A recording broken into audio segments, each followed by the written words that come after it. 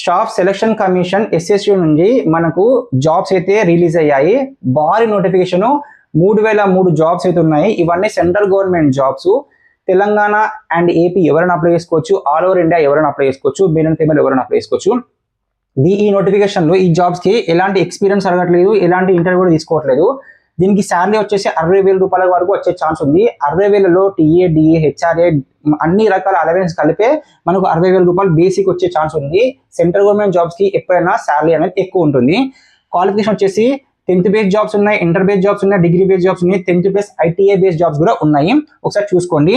ఈ నోటిఫికేషన్ అనేది 129 పేజెస్ ఉన్నాయి. దాన్ని చిన్నగా చేసి మనకు అర్థమయ్యే విధంగా షార్ట్ కట్ లో మీకు చెప్తున్నా. నేను వెబ్సైట్ అడ్రస్ ఇస్తాను, అక్కడ మీరు క్లియర్ చూసుకోవచ్చు. అప్లికేషన్ లాస్ట్ డేట్ వచ్చేసి మనకు 4th May 2020 వరకు లాస్ట్ డేట్ ఉంది. ఏజ్ లిమిట్ వచ్చేసి మనకు 18 years నుంచి 30 years వరకు అయితే ఛాన్స్ ఉంది. మీ పోస్టులను బట్టి ఏజ్ అనేది వేరీ అవుతూ ఉంటుంది, చూసుకొని అప్లై చేసుకోండి.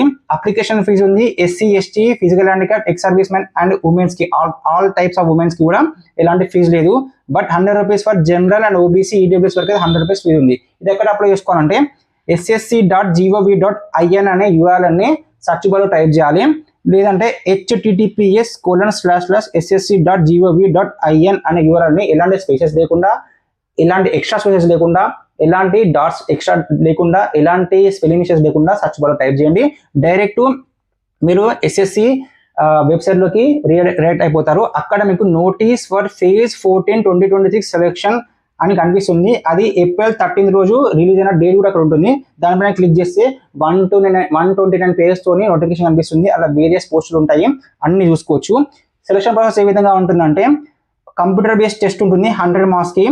ఇది మనకు ఇంగ్లీష్ అండ్ హిందీలో మాత్రమే టెస్ట్ ఉంటుంది. ఈ ఎగ్జామ్ కూడా మనకు June 2020 లో పెట్టే ఛాన్స్ ఉంటుంది. సో ఈ ఎగ్జామ్ మనకు 4 పార్ట్ గా డివైడ్ చేస్తారు. జనరల్ ఇంటెలిజెన్స్ లో 25 marks కి, జనరల్ అవేర్నెస్ కి 25 marks, క్వాంటిటేటివ్ ఆప్టిట్యూడ్ కి 25 marks, ఇంగ్లీష్ లాంగ్వేజ్ కి 25 marks అని ఇట్లా డివైడ్ చేస్తారు. సో దీనికి నెగిటివ్ మార్కింగ్ సిస్టమ్ ఉంది. మీరేమైనా తప్పు చేస్తే మాత్రం -1 మార్క్ అయితే పోతుంది, -1/2 మార్క్ అయితే పోతుంది. సో దీనికైతే మనకి 9+ మార్క్సే రావాలి. మనకు 9 కన్నా తక్కువ వస్తే మాత్రం జాబ్ అయితే వచ్చే ఛాన్సెస్ ఉండదు. సో ఏదైతే వర్క్ క్వాలిఫై అవుతారో వాళ్ళకి స్కిల్ టెస్ట్ ఉంటుంది. స్కిల్ టెస్ట్ కూడా అందరికీ ఉండదు. ఇంటర్ అండ్ డిగ్రీ బేస్డ్ కొన్ని జాబ్స్ ఉన్నాయి కదా, వాళ్ళకి మాత్రమే స్కిల్ టెస్ట్ ఉంటుంది.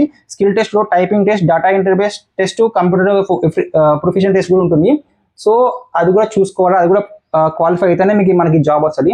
సో ఇది ఏ విధంగా అప్లై చేయాలి నెక్స్ట్ వీడియోలో మీకు క్లియర్గా ఓపెన్ చేసి చూపిస్తాను. సో ఫ్రెండ్స్, ఈ వీడియో నచ్చితే లైక్ చేయండి. Thank you friends.